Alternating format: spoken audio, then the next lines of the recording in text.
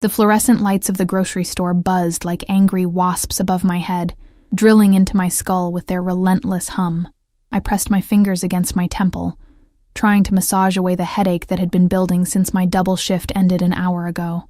The linoleum floor beneath my worn sneakers was slick with melted ice from the freezer section, and I could smell that particular combination of disinfectant and rotting produce that seemed to permeate every corner of Morrison's Market. My shopping cart had a wobbly wheel.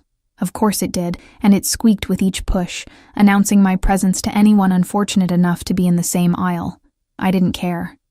I was too exhausted to care about anything except getting the groceries, picking up Emma from Mrs. Chen's apartment, and collapsing into bed. The list crumpled in my fist was already 2 weeks old, recycled and added to with each passing day. Pasta, sauce, the cheap kind, bread, peanut butter. I calculated each item in my head, a nervous habit I'd developed since Marcus left. $23.47 in my checking account until Friday. Emma needed new shoes. Her toes were pressing against the front of her sneakers, but that would have to wait another week. I was reaching for the store-brand spaghetti when I heard it. A child crying. Not the bratty tantrum kind of crying that echoed through grocery stores when parents refused to buy candy. This was different. Panicked. Terrified. The sound of a child who was truly lost. I abandoned my cart and followed the sound, my tired legs suddenly finding energy. Years of motherhood had programmed me to respond to that particular pitch of fear. I found him in the cereal aisle, a little boy who couldn't have been more than 4 years old. He was small, with dark curls and olive skin, wearing clothes that even my untrained eye recognized as expensive. A tiny button-down shirt and pressed slacks that probably cost more than my weekly grocery budget. "Hey, sweetheart," I said softly, crouching down to his level. My knees protested. I'd been on my feet for 12 hours, but I ignored them. "Are you lost?" He looked at me with huge brown eyes swimming in tears, his chest heaving with those hitching breaths that come after prolonged crying. He said something, but I couldn't understand it. The words were foreign, tumbling out in a rush of panic. Italian. He was speaking Italian. I'd taken 2 years of Italian in college, back when I thought I'd travel the world, back when I thought I'd be someone different than a broke single mother working double shifts at a diner. Most of it had faded, buried under years of exhaustion and survival. But some things stuck. "Va tutto ben," I murmured, the words feeling strange on my tongue after so long. "It's okay. Non sei solo. Sono qui. You're not alone. I'm here." The effect was immediate. His crying stuttered to a stop, and he stared at me like I'd performed magic.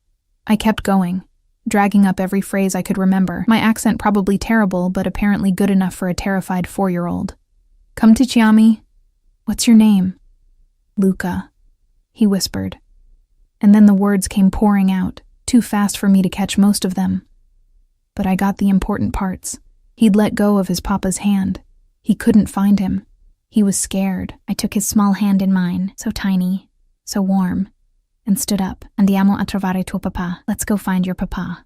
We walked through the store together, and I kept talking to him in Italian, stringing together whatever words I could remember. I told him about Emma, about how she was 5 and liked dinosaurs. I told him the names of the foods we passed, turning it into a game. Mela, banana, arancia. Apple, banana, orange. He was calm now, clinging to my hand, when I heard the commotion near the front of the store. Men's voices, sharp and urgent, the kind of voices that made the hair on the back of my neck stand up. I rounded the corner of the international foods aisle and stopped dead. There were 4 of them. No, 5, all in dark suits that even I knew were custom-tailored. They moved with purpose, with barely contained violence, spreading through the store like smoke. But it was the man in the center who made my breath catch in my throat. He was young, early 30s maybe, with the kind of face that belonged on magazine covers. Sharp jawline, dark hair swept back, olive skin that suggested Mediterranean heritage, but it was his eyes that froze me in place. Dark, almost black, and at that moment, absolutely wild, with something that looked like terror barely contained beneath a veneer of control. He was scanning the store with those eyes, and every employee, every customer seemed to shrink back from him. There was an aura around him, something dangerous and untouchable, like standing too close to a caged predator. Then Luca saw him. "Papa!" The word was a joyful shriek, and suddenly the little boy was pulling free from my hand and running. The man, his father, turned, and I watched his entire face transform. The terror melted into relief so profound it was almost painful to witness. He dropped to his knees, expensive suit and all, right there on the dirty grocery store floor, and caught his son in his arms. The embrace was fierce, desperate. His eyes squeezed shut, and I saw his lips moving, rapid Italian words I couldn't hear but could feel. His hand cupped the back of Luca's head like he was the most precious thing in the world. I should have left. Every instinct told me to quietly slip away, return to my abandoned cart, finish my shopping. But I was frozen, watching this moment of raw emotion from a man who otherwise looked like he could order someone's death without blinking. Then Luca was pointing at me, chattering excitedly, and those dark eyes lifted. They found me. The impact was physical. I actually took a step back, my hand coming up to clutch at my chest where my heart had suddenly forgotten its rhythm. He was looking at me like he was memorizing every detail, like he was cataloging every feature of my face. His gaze traveled from my messy ponytail — I hadn't had time to wash my hair in 2 days — down to my stained waitress uniform barely visible under my open jacket, to my worn jeans and scuffed sneakers. I was acutely aware of how I must look. Exhausted. Poor. Invisible. But he wasn't looking at me like I was invisible. He stood slowly, Luca held securely in his arms, and began walking toward me. The men in suits shifted, moving with him like a choreographed dance. Close, but not too close. Protective. Watchful. "You speak Italian." His accent was thick, beautiful, turning the English words into music. His voice was deep, quiet, but it carried. Everyone in the front of the store was watching now, though they were trying to pretend they weren't. "A little," I managed, my voice embarrassingly shaky. Just enough to help him calm down. He stopped 3 feet away, close enough that I could smell his cologne, something expensive and woody that probably cost more than my rent, close enough that I could see the perfect tailoring of his suit, the subtle pattern in the fabric, the gold watch on his wrist that caught the fluorescent light. "You found my son." It wasn't a question. His eyes hadn't left my face, and there was an intensity there that made my skin prickle with awareness. Not fear, exactly, though maybe there should have been fear, something else. Something that made me want to run and stay frozen in equal measure. "He found me, really," I said, trying to smile. I heard him crying, and I couldn't." "You couldn't walk away." He finished my sentence, still staring at me with those impossibly dark eyes. "What is your name?" I hesitated. Something told me that giving this man my name was dangerous, that it was opening a door that should stay closed. But Luca was watching me with those sweet brown eyes, and refusing seemed impossible. "Sophie. Sophie Mitchell." He repeated it, my name in his accent, and it sounded different, better. "Sophie." One of the suited men stepped closer and murmured something in rapid Italian. Too fast, too quiet for me to catch. The man, Luca's father, responded without looking away from me, his words sharp. "An order." The suited man pulled out a phone. "I need to thank you properly," Luca's father said. "My son—" His voice caught, just slightly, and his hand tightened on Luca's back. "He is everything. You brought him back to me." "Anyone would have done the same," I said. But even as the words left my mouth, I knew they weren't true. I'd seen people in this store walk past crying children, too absorbed in their phones or their own problems to care. No. The word was absolute. Not anyone. You. His head tilted slightly, studying me. "You have children." Again, not a question. I nodded. "A daughter. Emma. She's 5. Something flickered in his eyes. Interest. Calculation. "The father?" The question was too personal, too intimate for a conversation with a stranger in a grocery store. But I found myself answering anyway. "Gone. It's just us." Wrong thing to say. I knew it immediately because his expression changed. The intensity sharpened into something else, something I couldn't name, but that made my pulse quicken. One of the suited men returned, whispered something in his ear. Whatever he said made Luca's father's jaw tighten almost imperceptibly. He nodded once, then turned his full attention back to me. I am going to ask you something, and I need you to answer honestly. His voice had dropped lower, quieter, and somehow that made it more commanding. Do you need help? The question hit me like a physical blow. I felt my face flush with humiliation because the answer was so obvious. I was standing in a grocery store in a stained uniform, calculating whether I could afford name-brand pasta, worrying about my daughter's shoes. Of course I needed help. I'm fine, I lied. His eyes narrowed slightly. He knew I was lying. Sophie.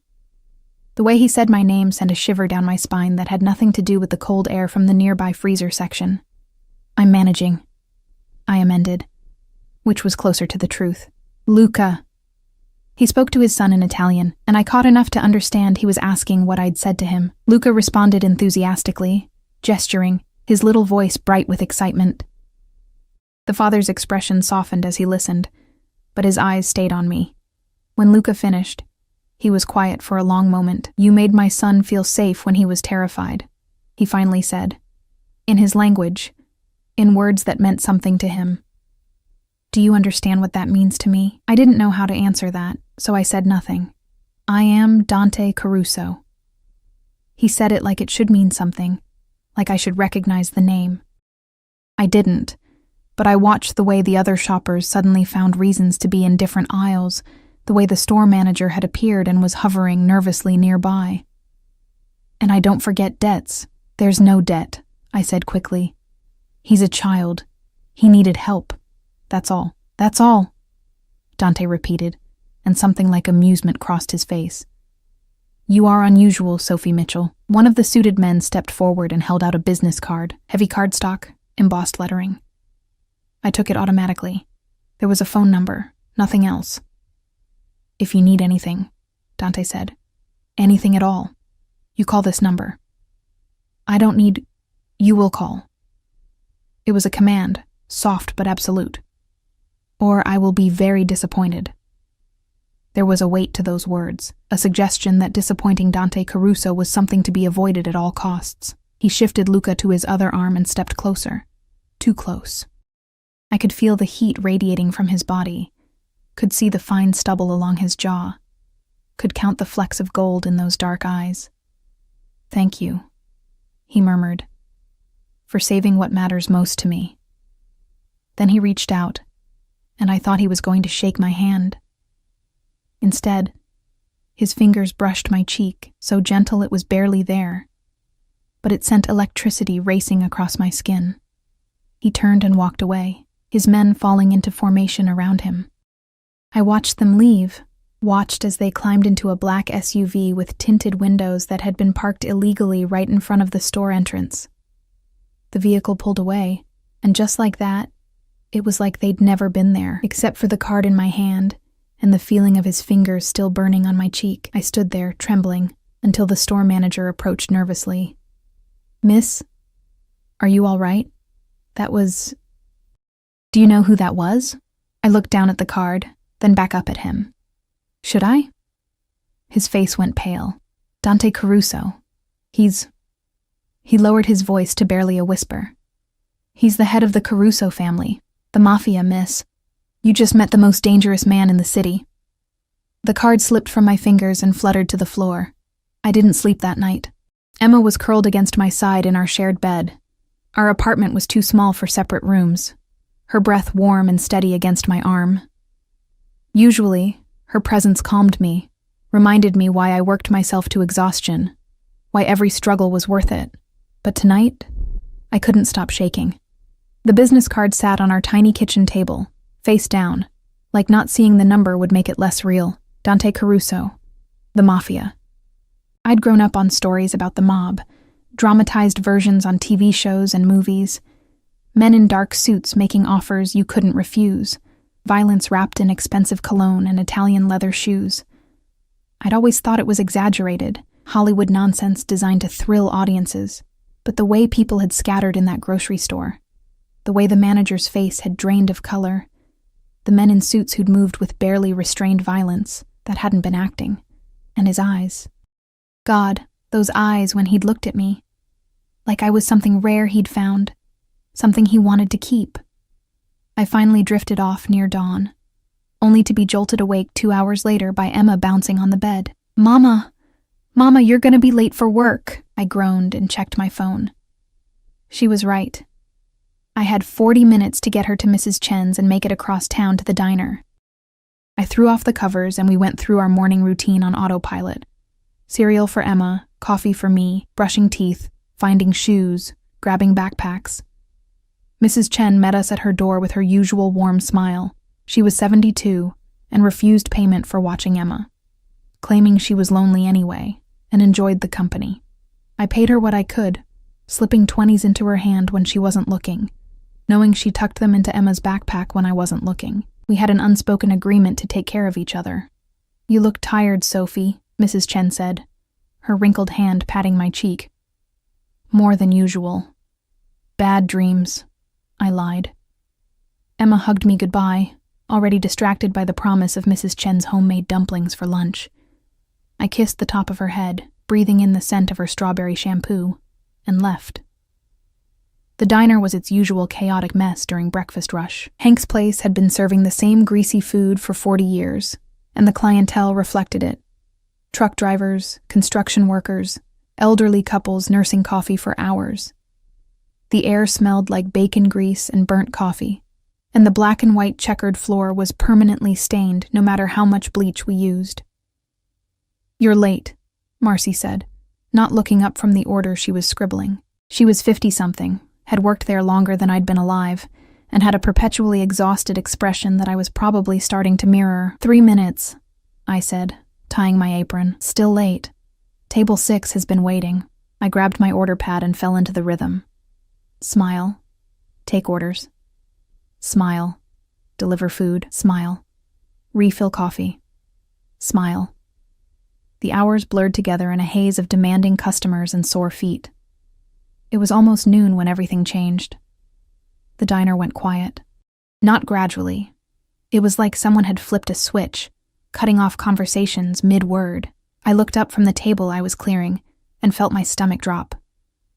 3 men in dark suits had entered. I recognized the type now, even if I didn't recognize their faces.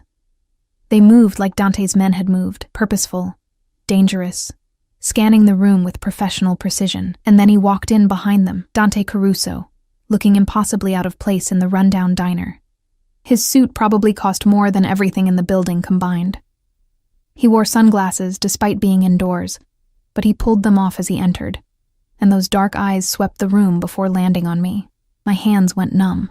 The plates I was holding clattered onto the table. He walked toward me, and the crowd parted like water. Conversations didn't resume. Everyone was watching, though they were trying to pretend they weren't. Hank had come out of the kitchen and was standing frozen by the grill, his face pale. Sophie. Dante stopped in front of me, close enough that I had to tilt my head back to meet his eyes. You didn't call. My mouth was dry. It was just one day. You didn't think I was serious. He glanced around the diner, taking in the cracked vinyl booths, the flickering fluorescent lights, the faded posters on the walls. His expression didn't change, but I felt him cataloging every detail. This is where you work. It wasn't a question, but I nodded anyway. How long? 3 years. How many hours? I hesitated. That depends on the week. How many hours, Sophie? There was steel under the gentle tone. Usually around 60, sometimes more. Something flickered across his face. Anger maybe, but not directed at me. He turned to one of his men and said something in rapid Italian. The man nodded and pulled out his phone, stepping away. You need to leave, I whispered urgently. You're scaring the customers. You're going to get me fired. Fired? He repeated the word like it was foreign. For what? Greeting a customer? You're not a customer. No? He reached past me and picked up a menu from the table, studying it with apparent interest. I think I'd like coffee. And pancakes. Do you recommend the pancakes, Sophie? This was insane. Surreal. Dante Caruso, head of the Mafia, was ordering pancakes from me in a greasy spoon diner while his bodyguards watched the exits. They're fine, I managed. Then I'll have those. He handed me the menu, his fingers brushing mine deliberately. And we'll talk while I eat. I'm working. I'm a customer. Customers talk to their waitresses. He gestured to a booth in the corner, the one with the best view of the entrance and exits, I noted. That table is acceptable. It wasn't a request.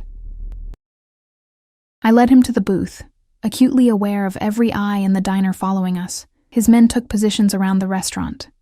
One by the door, one by the kitchen, one near the windows. Professional, military. Dante slid into the booth, and I stood there with my order pad, trying to remember how to breathe normally. You're trembling, he observed quietly. You're terrifying my customers. They'll recover. He leaned back, completely relaxed, like he owned the place. Maybe he did. I didn't know how these things worked. Sit. I can't. I'm working, Sophie. My name again, soft and commanding. Sit down. I glanced toward Hank, who made a frantic gesture that might have been permission, or might have been a prayer. I slid into the booth across from Dante, my back rigid, hands clutched in my lap. Why are you here? I asked. I told you. I wanted to see where you work. His eyes roamed over my face, studying me with that same intense focus from yesterday. I wanted to understand. Understand what? Why you didn't call. I told you there's no debt. I don't need anything from you. Liar.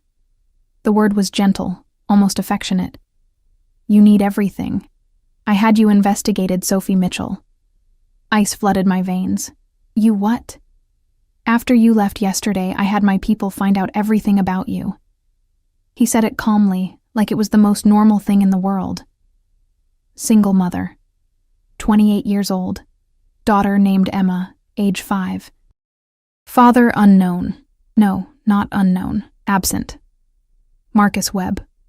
Warehouse worker who left when you were 6 months pregnant. You work 60 to 70 hours a week between this diner and a second job cleaning offices at night. You're 3 months behind on rent. Your car needs repairs you can't afford. Emma needs new shoes, new clothes, a doctor's appointment you've been postponing because you don't have insurance. You have $87 in your bank account. Each fact was a hammer blow. I felt exposed, stripped bare. Every private struggle laid out for his examination. Tears burned behind my eyes, but I refused to let them fall. You had no right, I whispered.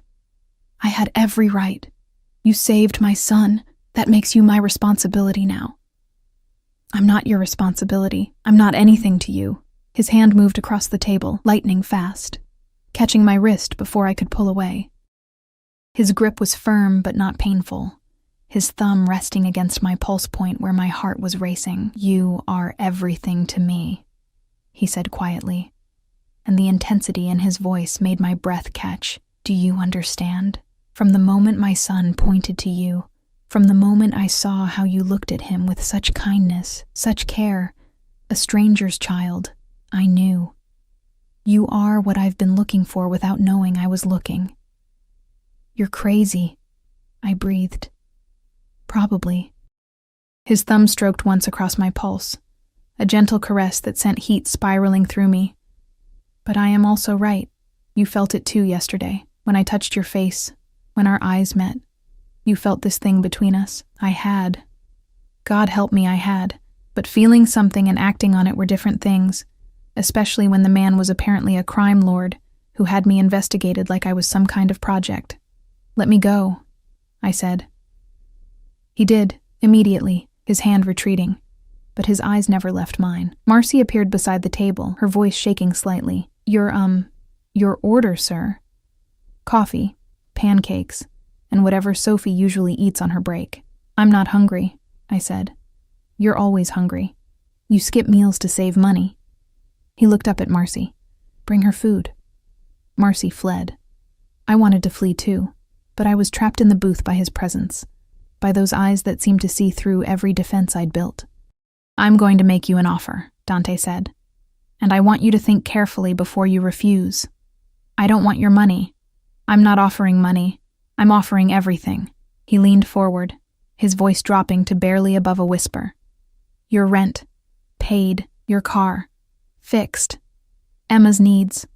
Met. Your debts. Erased. All of it, Sophie. I will take care of all of it. The offer was dizzying, tempting in a way that physically hurt. In exchange for what? Your time, your attention. His hand moved back across the table, palm up, waiting. An invitation. Let me court you. I stared at his hand, at the calluses that suggested he was more than just a man in an expensive suit, at the scars that told stories I probably didn't want to know. Court me, I repeated. Is that not the right word? My English is good, but sometimes... He made a frustrated gesture. I want to know you, to see you, to have you in my life, properly, with respect. You're in the Mafia. Yes. You hurt people. Yes. No denial, no justification, just simple honesty. I have a daughter. I know. I want to meet her. Absolutely not. The words came out sharp, protective instinct overriding fear. You stay away from Emma. Something like approval flickered in his eyes. You protect her. Good. A mother should be fierce. But Sophie, I would never harm a child. Luca is my world. I understand what it means to be a parent. Marcy returned with coffee and my food, more than I'd normally order, covering the table. Dante dismissed her with a nod and pushed the plates toward me. Eat, he said, and think about what I'm offering. Not charity. Not a transaction. A genuine chance for something better. Why me? The question burst out. You're rich, powerful, you could have anyone. Why a broke waitress who can barely keep her head above water? His answer was immediate. Because when you found my son, you didn't see an opportunity. You didn't calculate what you might gain. You simply helped because he needed help. Because you are good, Sophie Mitchell. Genuinely good. And in my world, that is more rare than diamonds. I picked up my fork, more to have something to do with my hands than because I was hungry, but once I started eating, I realized I was starving. I always was. Dante watched me eat with satisfaction, sipping his coffee but ignoring his own food. I can't, I finally said. What you're offering, it's too much, too fast. I don't even know you. Then let me fix that. Dinner, tonight. Just conversation. You can ask me anything you want, and I will answer honestly. I work tonight. No, you don't. I've already spoken to your employer. You're taking the evening off. Paid. My head snapped up.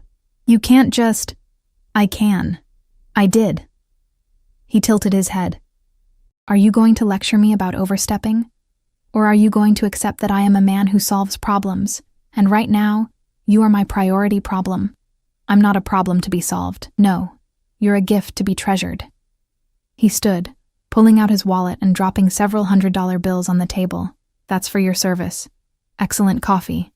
He hadn't touched his pancakes. I'll send a car for you at 7, he said. Dress comfortably. We'll go somewhere quiet where we can talk. I didn't say yes. You didn't say no. He reached out and tucked a strand of hair behind my ear, his fingers lingering for just a moment. 7 o'clock, Sophie. Don't make me worry. Then he was gone, his men following like shadows, and the diner erupted into frantic whispers the moment the door closed behind them. I sat there, staring at the money on the table, and wondered what I'd just agreed to. I told myself I wasn't going to go. I repeated it like a mantra while I picked up Emma from Mrs. Chen's, while I helped her with her coloring books, while I made dinner, mac and cheese from a box because it was cheap and she loved it. I wasn't going to get in a car sent by a mobster. I wasn't going to have dinner with a dangerous man who'd had me investigated like I was some kind of security risk. I definitely wasn't going to let myself feel flattered by his attention.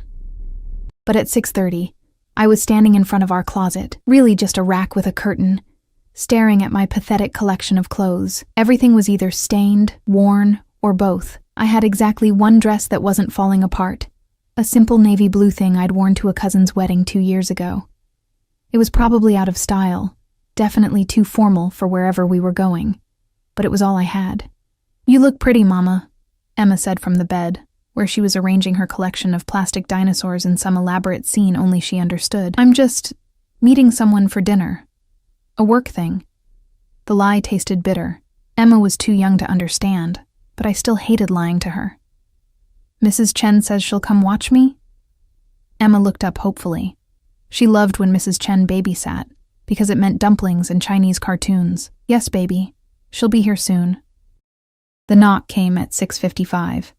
Not Mrs. Chen's tentative tap, but a firm, confident knock that made my stomach flip. I opened the door expecting one of Dante's suited men. Instead, I found a woman. She was probably in her 40s, elegant in a way I'd never be, wearing a designer pantsuit and carrying a large shopping bag. "Miss Mitchell? I'm Rosa. Mr. Caruso sent me." Her English had the same beautiful Italian accent as Dante's. "May I come in?"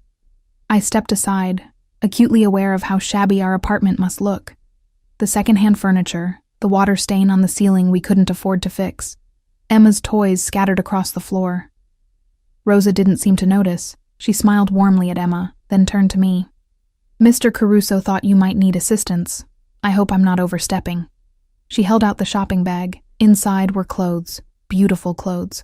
A soft sweater in emerald green, dark jeans that looked like they'd actually fit, and, I felt my cheeks burn, undergarments still with tags from stores I'd never been able to shop in. "I can't accept this," I said automatically. Mr. Caruso was very clear. "You're to be comfortable tonight. Please, Miss Mitchell. It would be my job to help you if you refuse." Rosa's smile was gentle but knowing. "He can be insistent." That was an understatement. "Mrs. Chen arrived moments later, and between her and Rosa, I was shooed into the bathroom to change. The clothes fit perfectly. Of course they did, because Dante had probably included my measurements in his creepy investigation, but I couldn't deny they made me feel different. The sweater was impossibly soft. The jeans hugged my curves in a way my worn-out pairs never had, and when I looked in our cracked mirror, I barely recognized myself. I looked like someone who had her life together. Someone who belonged in nice restaurants and expensive cars. It was a lie, but a convincing one. Rosa worked magic with my hair, pulling it into a soft bun that looked effortless, but probably wasn't. A touch of makeup, just enough to make me look alive instead of exhausted. When she was done, she stepped back with satisfaction. "Bellissima," she murmured. "Mr. Caruso will be very pleased." The car was waiting outside when I finally left. Not the black SUV from yesterday, but a sleek sedan with tinted windows. The driver, one of the suited men from the diner, opened the door without a word, and I climbed in before I could change my mind. The interior smelled like leather and money. The seats were heated. There was a bottle of water waiting, expensive brand, condensation beating on the glass. I didn't touch it. We drove for 20 minutes, leaving my neighborhood behind, moving into areas I'd only seen from bus windows on my way to cleaning jobs. Old money areas, historic homes, tree-lined streets that looked like something from a movie. The car pulled up to a restaurant I'd never heard of. No sign outside, just a discreet number beside a polished wooden door. The driver opened my door, and I stepped out onto the sidewalk, feeling like an imposter. Dante was waiting inside the entrance. He'd changed from his suit into something more casual. Dark slacks, a black shirt with the sleeves rolled to his forearms, exposing those scarred hands. His hair was slightly damp, like he'd showered recently. He looked younger without the formal suit, more approachable, but no less dangerous. His eyes traveled over me slowly, taking in every detail, and I saw the flash of male appreciation that made heat pool in my stomach. "You wore the clothes," he said. Rosa was very persuasive. Rosa is paid to be persuasive. He stepped closer, and I caught his scent again. That expensive cologne mixed with something warmer, more personal. "But you look beautiful, Sophie. Thank you for coming." "I'm not sure I had a choice." "You always have a choice." He offered his arm, old-fashioned and courtly. "But I'm grateful you chose this." The restaurant was small, intimate, with perhaps 10 tables total. We were led to a private room in the back, separated from the main dining area by a heavy curtain. One table, candles, and a window overlooking a garden I hadn't known existed in the middle of the city. No other customers, no staff hovering nearby, just us. "You rented the entire restaurant," I said. I value privacy. He pulled out my chair, waited until I sat, then took his own seat across from me, and I didn't want interruptions. Tonight is about you and me, nothing else. A waiter appeared. The owner, I realized from his formal bearing. And Dante ordered in rapid Italian. I caught words here and there, food terms I remembered from my college classes, but mostly I just listened to the music of his language. When we were alone again, he leaned back and studied me with those intense dark eyes. You're nervous. Shouldn't I be? You're in the Mafia. You had me investigated. You basically kidnapped me for dinner. I sent a car. Kidnapping implies force. You're splitting hairs. A smile tugged at his lips. Perhaps. But you're here, and that's what matters. So, you wanted to ask me questions. Ask. I had 1,000 questions, but they all jumbled together in my head. Finally, I settled on the most basic one. Why me? Really? Not the nice answer you gave at the diner. The truth. He was quiet for a long moment, his fingers drumming once on the table. When I was young, I watched my father destroy my mother.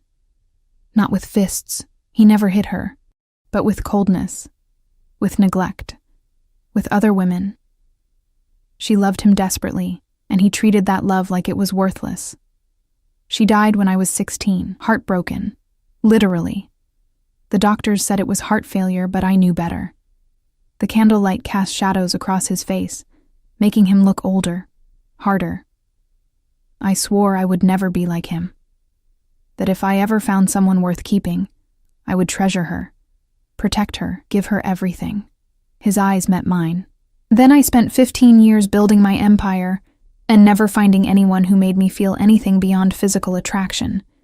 Beautiful women who wanted my money, my power, my name. None of them looked at Luca the way you did. I looked at him like he was a scared child. Exactly.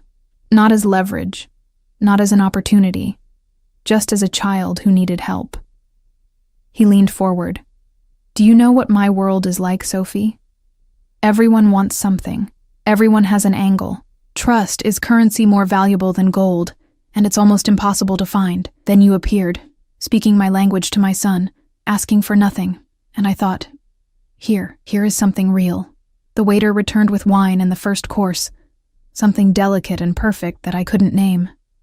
Dante waited until we were alone again before continuing. I am not a good man. I need you to understand that. I have done terrible things. I will do terrible things again. My world is violent and dark, and I cannot change that. Then why would you want me in it? Why would you want Emma anywhere near it? Because you are the light, he said simply. And I am selfish enough to want to keep that light for myself, even knowing I might dim it. I should have left. Should have stood up, walked out, never looked back. But his honesty was disarming, and underneath the danger, I could see something genuine, something lonely. Tell me about Luca's mother, I said. His expression shuddered. She died in childbirth. I barely knew her. An arrangement between families, old-world tradition. We had one night together, and then she was gone. Luca is all I have of her, and I love him more than my own life. I'm sorry. Don't be. I grieve for Luca's loss, not my own, but it means I understand what it is to be a single parent, to have everything rest on your shoulders. He paused. Marcus, Emma's father. Tell me about him. I took a sip of wine, buying time. The alcohol was smooth, expensive, nothing like the cheap stuff I occasionally splurged on. There's not much to tell. We were together for 2 years. I thought we'd get married. Then I got pregnant, and suddenly he wasn't ready for that responsibility. He left before she was born, sends a card on her birthday sometimes, but no money, no visits. He started over with someone else, someone without baggage. He's a fool. He's free. I'm the one struggling. You're a warrior. Dante's voice was fierce. You fight every day for your daughter. You work yourself to exhaustion. You sacrifice everything. That's not weakness, Sophie. That's strength most people can't imagine. Tears burned my eyes. I'd been surviving for so long. I'd forgotten what it felt like to have someone see that survival as something other than failure. I scare you, he said softly. Yes. Good. You should be scared. but I need you to understand something." He reached across the table, his hand open, waiting. After a moment, I placed my hand in his. His fingers closed around mine, warm and strong. "I will never hurt you. I will never hurt Emma. My protection extends to you now, both of you. That's not negotiable. I didn't ask for protection. You didn't have to. The moment you helped Luca, you became mine to protect." He said it with absolute certainty, like he was stating a law of physics. "There are people in this city who would use you against me if they knew I cared. So I need you to be careful. I need you to let my people watch over you. Your people. A driver. Security. Just to keep you safe. That's insane. I'm nobody." "You're everything," he corrected. "And I protect what's mine." The possessiveness should have terrified me. Instead, it sent a thrill through my body that I didn't want to examine too closely. We ate. He told me about growing up in Italy, about the beauty of his hometown, about coming to America as a teenager and building his empire from nothing. I told him about Emma, about her love of dinosaurs and her terrible jokes, about how she wanted to be a paleontologist when she grew up. He listened like every word mattered. Like I mattered. Dessert arrived. Something chocolate and decadent, and I was surprised to realize 3 hours had passed. The conversation had flowed easily once I'd relaxed, and I'd laughed more tonight than I had in months. "I should get back," I said reluctantly. "Emma will be asleep, but Mrs. Chen is being compensated generously for her time." Dante signaled the waiter. "But yes, I'll take you home. I want to see where you live. Properly, I mean. Not just the address from an investigation report." The drive back felt shorter. Dante sat beside me in the back seat, his thigh pressed against mine, his hand resting near my knee, not touching, but close enough that I felt the heat. "When can I see you again?" he asked as we pulled onto my street. "I work tomorrow. Both jobs. Then I'll come to the diner for lunch. And I'm hiring a cleaning service for your night job. You're quitting that one. You can't just..." He turned to face me, his hand cupping my cheek. "Yes, I can, and I will. You're exhausted, Sophie. You're running yourself into the ground, and I won't watch you destroy yourself when I can stop it. This is moving too fast. No, this is me making up for lost time. I've been waiting my whole life to find you. I'm not going to waste another day." His thumb brushed my cheekbone. "Let me take care of you. Please." The please undid me. This powerful, dangerous man saying please like my acceptance mattered more than anything. "Okay," I whispered. His smile was brilliant, transforming his face. "Okay." He walked me to my door, his hand resting on the small of my back. Mrs. Chen answered, took one look at us, and smiled knowingly. "Emma's asleep. She was very good." Her eyes twinkled. "And you look happy, Sophie. That's good." Dante handed her an envelope. "For your time, Mrs. Chen, and for taking such good care of Sophie's daughter." She opened it, gasped at whatever was inside, and immediately tried to give it back. "No, this is too much. It's exactly right." Dante's voice was gentle but firm. "Thank you for being kind to Sophie when she needed kindness." He turned to me, and for a moment I thought he might kiss me. I could see the want in his eyes, feel the tension between us. But instead, he raised my hand to his lips and pressed a kiss to my knuckles. "Sogni d'oro, Sophie," he murmured. "Sweet dreams. I'll see you tomorrow." I watched him walk away, watched the car pull off, and realized I was in serious trouble. Because I didn't feel scared anymore. I felt alive. The flowers arrived at 6 in the morning. I was making breakfast, instant oatmeal because we were out of cereal, when the knock came. Emma ran to answer it before I could stop her, and I arrived at the door to find a delivery man holding an enormous bouquet of white roses. At least 3 dozen, perfect and pristine, wrapped in expensive paper. The card was simple. "Thinking of you. D. Mama, who sent flowers?" Emma's eyes were wide with wonder. She'd never seen fresh flowers in our apartment before. I couldn't afford things like that. "A friend."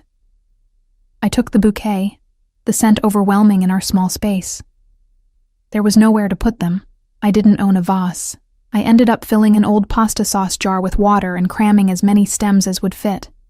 The rest I distributed into drinking glasses until our tiny kitchen looked like a funeral home, a beautiful, expensive funeral home. My phone buzzed. An unknown number, but I knew who it was before I opened the message. "Good morning, Bella. Did you sleep well?" I shouldn't respond. I should maintain boundaries, keep distance. Remember that this man was dangerous and this situation was insane. I typed back, "The flowers are too much." His response was immediate. "Nothing is too much for you. What time do you work today?" 10 to 6. "I'll see you at noon. Wear comfortable shoes." Why? It's a surprise. Trust me. Trust him. The Mafia boss who'd had me investigated, who'd essentially taken over my life in less than 48 hours, who made me feel things I hadn't felt since before Marcus destroyed me. I was either the bravest or stupidest woman alive. Work started normally enough, the breakfast rush, the usual customers, Marcy's perpetual exhaustion matching my own. But at 11:30, Hank called me into his office, a generous term for the closet-sized space where he did paperwork. "Sophie, I need to talk to you about yesterday." He looked uncomfortable, shifting in his chair. "That man, Dante Caruso. Are you involved with him?" I didn't know how to answer that. "He's just helping me out. As a thank you for finding his son." "Right. His son." Hank didn't look convinced. "Look, I don't want trouble. The Carusos, they're powerful people. Dangerous people. If you're in over your head, I'm fine, Hank, I promise. He paid me." The words came out in a rush. "Last night, after you left, one of his men came back, gave me an envelope. There was $10,000 inside, and a note that said it was for being a good employer to you." My stomach dropped. "Hank, I'm not complaining. Business has been slow, and that money means I can keep the diner open another few months. But Sophie, men like that don't give away money for nothing. He's claiming you, marking his territory. Everyone in this neighborhood will know by tomorrow that you're under Caruso protection. I didn't ask for that. Doesn't matter. That's how their world works." Hank leaned forward, his expression serious. "Just be careful. These men, they're not like us. They play by different rules." I returned to my tables with Hank's words echoing in my head, marking his territory. The possessiveness should have infuriated me, but instead, I felt something else. Something warm and protected that I hadn't felt in years. At exactly noon, the diner door opened, and Dante walked in. He wasn't alone. Luca was with him, the little boy's hand clasped firmly in his father's. Luca saw me, and his face lit up with recognition. "Sophie!" He broke away from Dante and ran to me, wrapping his small arms around my legs. "Papa said we could see you." My heart melted. I crouched down to his level. "Hi, Luca. It's so good to see you again." He chattered at me in Italian, too fast for me to follow, his excitement palpable. Dante approached, and I stood, very aware of every eye in the diner watching us. "You brought him," I said. "He asked about you. The lady who spoke his language, who made him feel safe." Dante's eyes were soft as he watched his son. I couldn't say no. Marcy appeared, looking nervous. "Your usual table, Mr. Caruso?" He'd been here once. One time. And already he had a usual table. We sat, Luca between us, bouncing with energy. I tried to work, but Dante waved away my order pad. "You're taking your lunch break," he said. It wasn't a question. "I haven't asked." Hank approved it. Of course he had. "Sit. Eat with us. Luca wants to show you something." The little boy was already pulling papers from a backpack, drawings he'd made. Crayon pictures of stick figures, one tall with dark hair, his papa, one small, him, and one with yellow hair and a smile. "That's you," Luca said proudly in Italian. "I drew you because you were nice to me." The picture was childish and perfect, and I felt tears prick my eyes. "It's beautiful. Can I keep it?" His enthusiastic nod was answer enough. Dante watched us with an expression I couldn't quite read. Satisfaction mixed with something deeper, more intense. Lunch arrived. More food than 3 people could eat. Luca chatted between bites, mixing Italian and English in a way only children could manage. He told me about his school, his friends, his favorite cartoons. He asked about Emma, his eyes lighting up when I showed him pictures on my phone. "Can I meet her?" Luca asked. "Can we be friends?" I glanced at Dante, uncertain. Letting our children meet felt significant, like crossing a line I couldn't uncross. "Would you like that?" Dante asked quietly. "For them to meet?" "I don't know if that's a good idea." "Why not?" "They're close in age. Luca needs more friends, and from what you've told me, Emma could use playmates too." He was right. Emma's social life consisted of Mrs. Chen and whatever kids were at the playground. Making friends required money for activities, classes, playdates at places nicer than our cramped apartment. "Maybe," I conceded. "Sometime. This weekend." Dante pulled out his phone, typing rapidly. "Saturday. I'll send a car. We'll take them to the aquarium, then lunch. Something fun and innocent where they can get to know each other. You're very used to getting your way." "Yes." No apology in his tone. "But in this case, I think I'm right. Our children should know each other, Sophie. They're going to be part of each other's lives." The certainty in his voice sent shivers through me. He spoke like our future was already decided, like he could see something I couldn't yet imagine. After lunch, Dante announced we were leaving. "You're done for the day." "My shift isn't over. It is now." I cleared it with Hank. He helped Luca with his backpack, then offered me his hand. "Come. I have something to show you." I should have protested. Should have insisted on staying, on maintaining my independence, but Luca was looking at me with those sweet brown eyes, and Dante was watching me with patient certainty, and I found myself taking his hand. The car was waiting. The SUV this time, with enough room for all of us. Luca climbed in beside me, still chattering, while Dante sat on his other side. The driver pulled away from the diner, and I watched my workplace recede with a strange sense of unreality. We drove for 15 minutes before pulling up to a building I didn't recognize. Nice neighborhood. Well-maintained. The kind of place that had working elevators and lobbies that didn't smell like mildew. "Where are we?" I asked as Dante helped me out of the car. "You'll see." We took the elevator to the 4th floor. Dante produced a key and opened a door, gesturing for me to enter first. The apartment took my breath away. It was beautiful. 2 bedrooms. I could see them down the hall, with an open living space that had actual sunlight streaming through clean windows. The kitchen had modern appliances and countertops that weren't peeling. The furniture was new, comfortable, the kind of cozy that made you want to curl up and stay forever. "What is this?" My voice came out as a whisper. "It's yours." Dante said it simply, like he was offering me coffee instead of an entire apartment. "If you want it. 2 bedrooms, 1 for you, 1 for Emma. Safe neighborhood. Good schools nearby. Already furnished. You can move in this weekend." I turned to stare at him. "You bought me an apartment. Technically, I'm leasing it. Long term. But yes."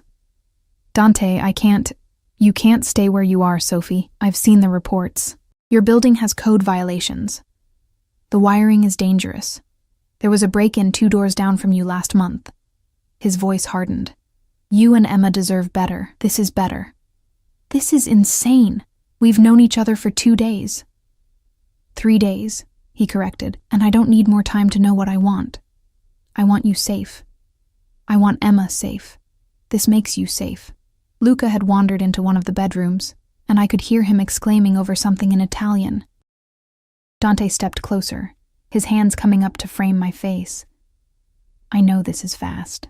I know I'm overwhelming you, but Sophie, please understand.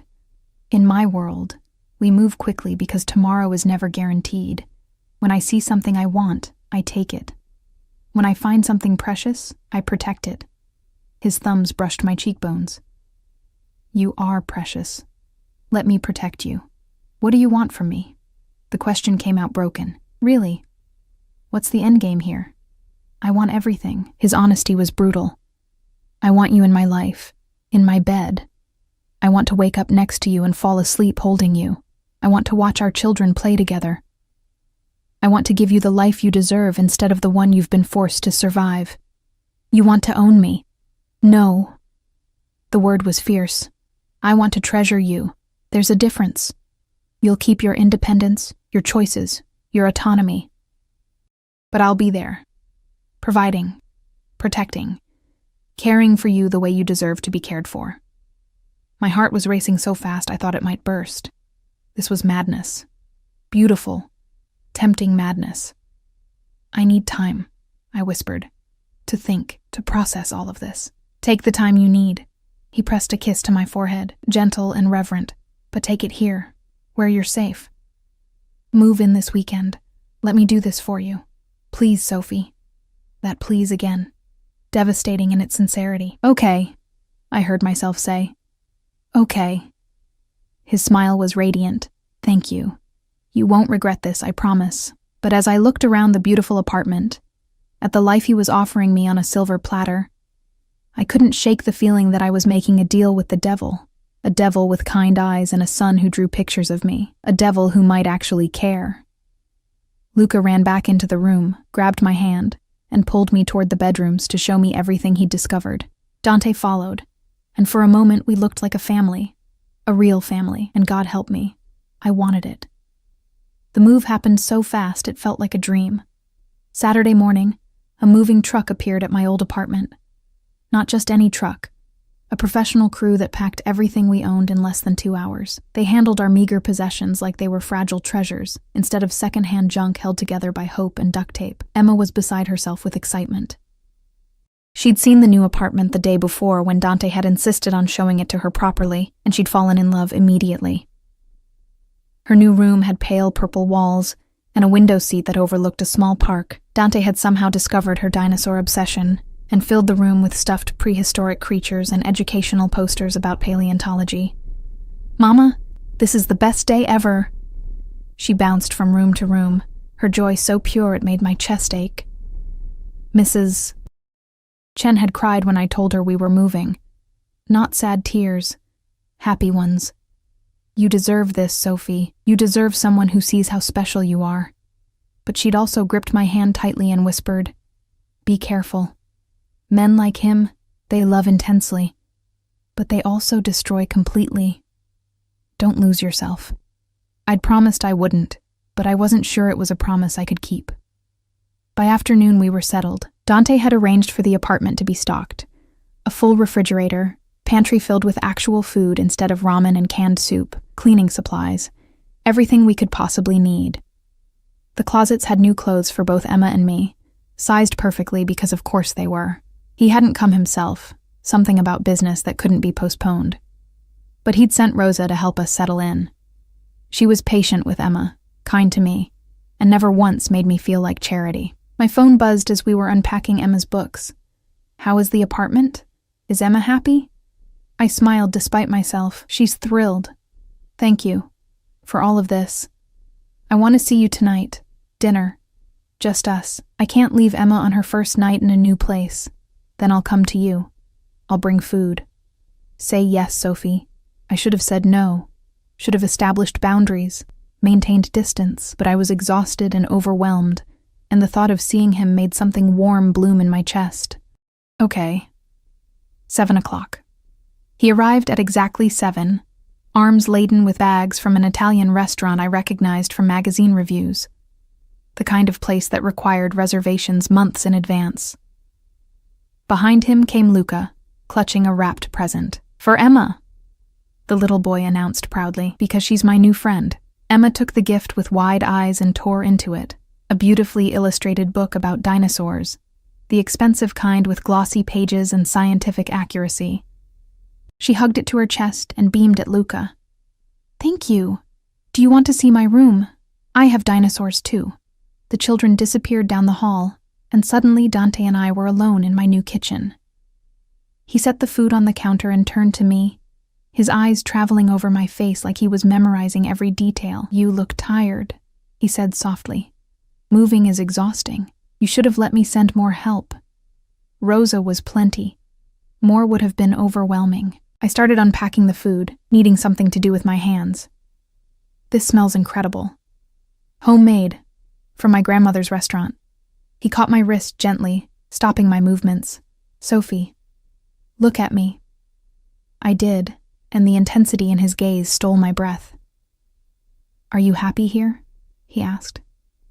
Yes. But Dante, this is all so much. Not enough, he interrupted. It will never be enough. Do you understand? I want to give you the world, and this apartment is just the beginning. Why? The question burst out. Why do you care so much? We barely know each other. He was quiet for a long moment, his thumb stroking the inside of my wrist where my pulse was racing.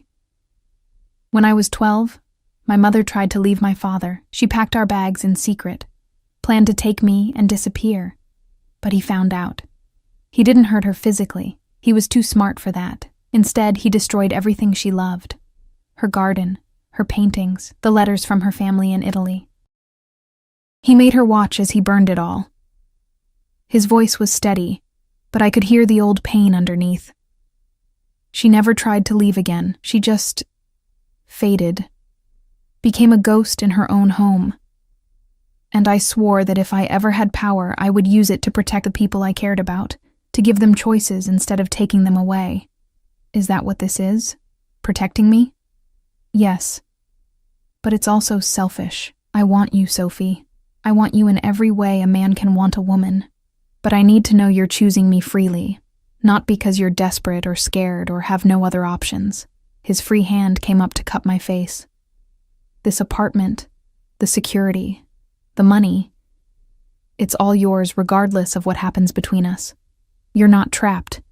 You can walk away whenever you want. And if I stay, then I'll spend the rest of my life making sure you never regret it. He leaned in slowly, giving me time to pull away, but I didn't. His lips brushed mine, soft and questioning, and I felt something inside me crack open. The kiss deepened, his hand sliding into my hair, and I pressed closer, hungry for this connection I'd been denying myself. We broke apart when we heard the children's laughter down the hall. Dante rested his forehead against mine, his breathing unsteady. "Stay for dinner," I whispered. "I'll stay for as long as you'll have me." We ate together, all four of us crowded around my new dining table. Emma and Luca chattered between bites, already forming the kind of easy friendship only children could manage. Dante watched them with such tenderness, it made my heart ache. After dinner, after Emma and Luca had fallen asleep in Emma's new bed, a tangle of limbs and dinosaurs, Dante and I sat on the couch with wine he'd brought. Expensive, smooth, warming me from the inside. "Tell me about your business," I said. "The real business, not the legitimate front." He didn't flinch from the question. "My family has been in organized crime for 4 generations. Protection, gambling, some trade in goods that aren't exactly legal. I inherited the operation when I was 23, when my father was killed by a rival family." "Were you close? To your father?" "No. He was a brutal man who ruled through fear. I'm trying to be different, to modernize, to reduce the violence when possible." He paused. "But I'm not going to lie to you, Sophie. There is still violence. There are still things I do that would horrify you if you knew the details." "Have you killed people?" "Yes." No hesitation. "And I'll kill again if someone threatens what's mine. If someone threatened you or Emma or Luca, I wouldn't hesitate." I should have been terrified. Instead, I felt a dark thrill at the fierce protectiveness in his voice. "There are risks," he continued, "to being with me. Other families who might try to use you against me. Law enforcement who might investigate you because of your connection to me. Your life will never be completely normal again." "My life has never been normal," I pointed out. "I've been surviving day to day for 5 years. At least this way, Emma will have opportunities I could never give her." "You're not doing this just for her." His eyes searched mine. "Are you? Tell me you feel this too. This pull between us." I could lie. Could pretend I was just a practical single mother making the best of an unusual situation. But he deserved honesty. "I feel it," I admitted. "From the moment you looked at me in that grocery store, I've felt it. Like gravity. Like inevitability. It terrifies me." "Good." He set down his wine and pulled me into his lap, his arms wrapping around me with careful strength. "Because you terrify me too. The idea of losing you, of something happening to you, it's the only thing I fear anymore." We stayed like that for a long time, wrapped in each other, listening to the distant sounds of the city. Eventually he shifted, tilting my face up to his. I should go. It's late, and you need to rest. Stay. The word came out before I could stop it. Just to sleep. I don't want to be alone tonight. Something fierce and possessive flashed in his eyes. Are you sure? Yes. We checked on the children, still sleeping peacefully, then retreated to my bedroom. It felt strange and intimate. Watching Dante remove his jacket and shoes, rolling up his sleeves, he saw me watching and smiled. I won't touch you unless you ask me to, he promised. Tonight is just about being close. We lay together in my new bed, and he pulled me against his chest, his heartbeat steady beneath my ear. His hand stroked my hair with surprising gentleness. Sophie? Thank you. For giving me a chance. For trusting me even when you shouldn't. I tilted my head up to look at him. Don't make me regret it. Never. He kissed my forehead. Sleep now. I've got you. And for the first time in 5 years, I felt safe enough to completely let go. The weeks that followed were a strange new rhythm. Dante was present in ways Marcus had never been, showing up at the apartment with dinner, taking Emma and Luca to parks and museums, slowly becoming a fixture in our lives. He respected boundaries I set, never pushing too fast, but his intention was always clear. He wanted forever. The diner closed 2 months later. Hank retired with enough money to live comfortably, and while I felt guilty about it, I couldn't deny the relief of not working myself to exhaustion anymore. Dante had hired me, legitimately, to help manage the charitable foundation his family ran as a front. The work was interesting, the hours reasonable, and I could pick Emma up from her new school myself, but peace never lasts forever. It was a Tuesday evening when everything changed. Dante had come for dinner, a regular occurrence now, and we were cleaning up while the children played. My phone rang. Unknown number. Sophie Mitchell? A man's voice, cold and unfamiliar. Yes? You need to listen very carefully. Your daughter's father, Marcus Webb, stole from the wrong people.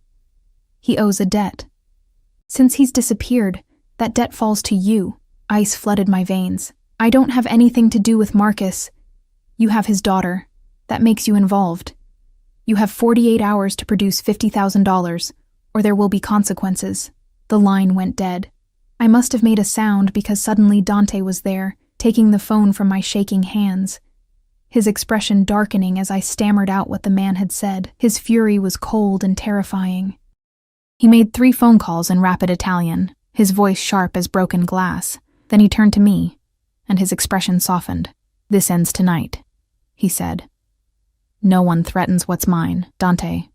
What are you going to do? What I do best. He called for his men. They'd been waiting outside, and issued orders. Then he cupped my face in his hands. Stay here, lock the doors. Don't answer for anyone but Rosa or me. Do you understand? You're scaring me. Good. Be scared enough to be careful. But trust that I will handle this. He kissed me, hard and possessive. No one touches my family. No one. He left, and the apartment felt empty without him. Rosa arrived 20 minutes later with 2 additional guards. The children were oblivious. But I couldn't eat, couldn't think, couldn't breathe properly. It was 3 a.m. when my phone rang. Dante. It's done, he said simply. Marcus's debt is paid. The men who threatened you won't be a problem anymore. What did you do? What was necessary? Sleep now, Bella. You're safe. Emma's safe. I promise you. I wanted to ask more, wanted details, but part of me didn't want to know. Some doors, once opened, couldn't be closed. When Dante appeared the next morning, there was blood under his fingernails he'd missed. I saw it when he reached for his coffee, and our eyes met across the table. He didn't apologize, didn't explain. He'd killed for me, for Emma. And I couldn't bring myself to be horrified. That night, after Emma was asleep, I went to him. We'd been dancing around this for months, the tension building, but I was done waiting. Sophie? He looked up from his phone, surprised to see me in the living room doorway.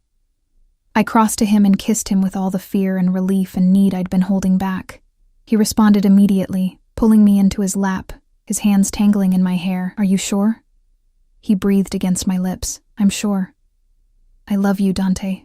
I think I've loved you since that first day. His eyes went dark with emotion. Ti amo, Sophie. More than I thought I could love anyone. That night, he made love to me like I was precious, like I was everything. And in the darkness, wrapped in his arms, I finally let myself believe in happy endings. 6 months later, the proposal came on a Sunday morning, with both children present and conspiring. Emma and Luca had made signs that said, "Will you marry Papa?" in crayon, and Dante had gotten down on one knee in our living room, our home, with a ring that took my breath away. "I know I'm not perfect," he said. "I know my world is complicated and dangerous, but I love you, Sophie Mitchell. I love Emma like she's my own. I want us to be a real family. Say yes, please say yes." I said yes.